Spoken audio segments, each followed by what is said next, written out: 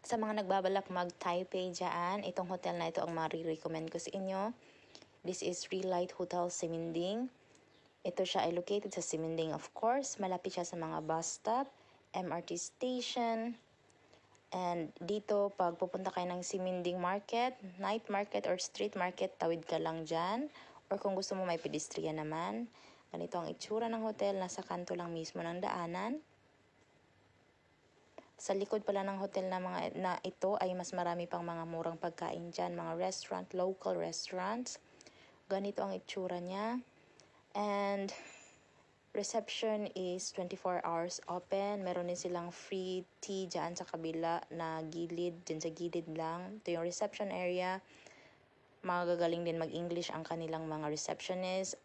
Tinuruan kami kung anong number. At ito, dalawa ang kanilang lift. Kung anong number yung sasakyan namin na bus at kung saan na bus stop kami bababa. Very convenient at saka napakabait dito.